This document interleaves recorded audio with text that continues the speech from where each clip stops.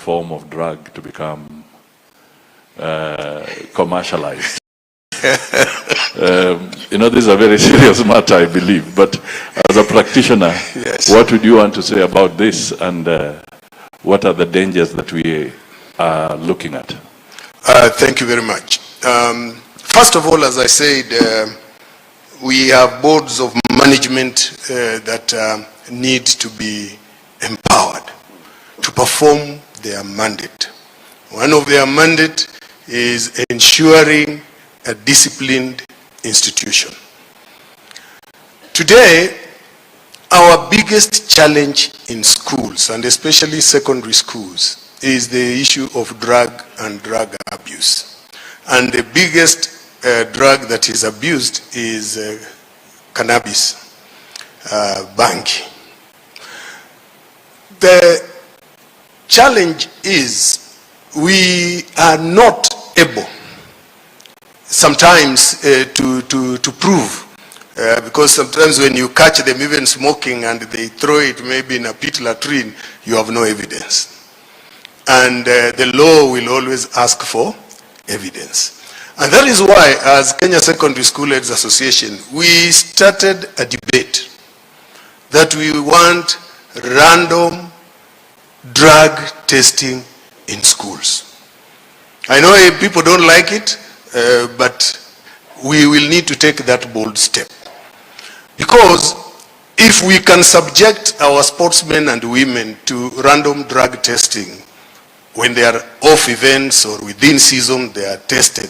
And if they are found culpable, they are maybe banned for 4 years, isn't it, or more. Why are we finding it very difficult to look at our laws and change and make it mandatory? Because that is the only evidence we can have to sanction a child. But the issue of drugs is real. But we have no laws that are helping educational institutions to fight the menace. The only thing we will have is we suspend.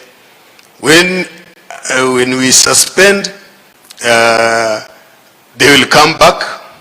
If you want to isolate them from the school, the process is laborious. And the Education Act goes ahead and empowers the minister to ensure that all school-going children remain in school. So even when you recommend to the minister that this child needs to be isolated and taken to maybe another institution, the minister will write back and say, you readmit. Because the law also does not allow him to isolate children. What are we proposing? We have been saying we must reintroduce and build the capacity of our Boston institutions, where this way children in drugs, children whose discipline is just wayward, can be taken to those institutions where they can continue learning and measures of discipline are undertaken, so that we leave the regular schools to manage the regular students. Those that have already proved to be unmanageable, then the teachers have no capacity to manage them. Let them go to an institution where we have people trained to manage such students and at the same time allowed to continue. So when we recommend as principle, isolate this one from this community, we expect government to now pick that student and take that student to an institution that can now manage him better or her, but allow the students to continue learning. So that is the challenge we have been having, but it is a big problem. I know one parent asked me just recently when we were dealing with the case, and he asked me, now Mwalimu,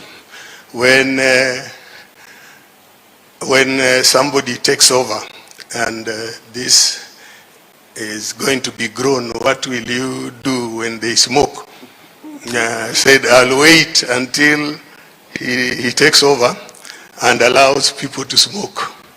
But if he does not allow people to smoke, we shall still punish those who will smoke, because he will only have a policy of growing, but not smoking. Thank you.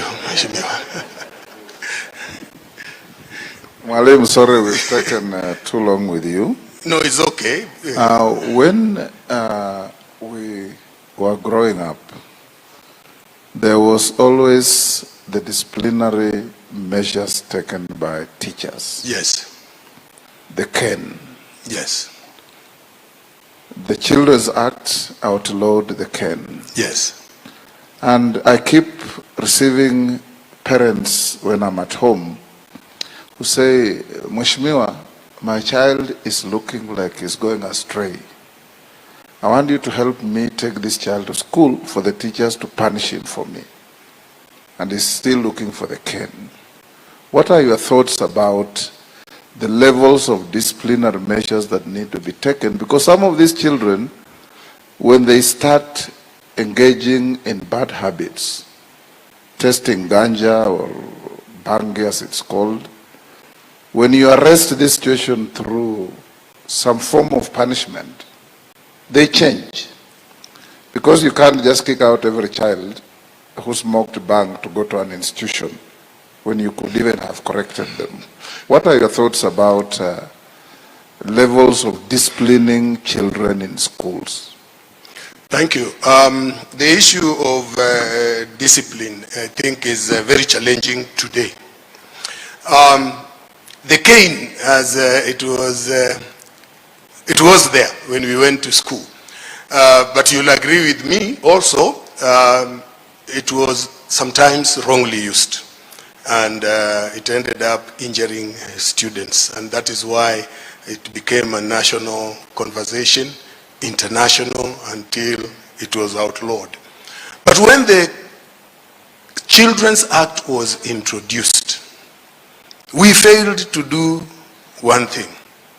We did not develop regulations to operationalize that Children's Act in learning institutions. And since there were no regulations, the teacher was left vulnerable to the act. So that even if I slapped the child or I quarreled the child, they are all classified as corporal punishment. So that has made it very difficult. And parents and the children know that I cannot be abused, I cannot be slapped, I cannot be caned. And when I'm caned, I raise it up with the Teacher Service Commission. Teacher Service Commission follows the law, you will be interdicted. So we need to first operationalize that. Secondly, the guidance and counseling issues, we are always told guide and counsel. But guidance and counseling is not one-off. It is a process. That process takes time.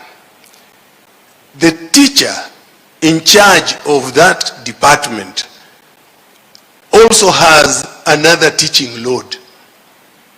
So provision of guidance and counseling services in our institutions are not to the level that is required. Because those given that responsibility have the other teaching subjects which they need to attend to. So they spare very little time, maybe at games time. That is not enough. Yeah? So it would be important that as we strengthen this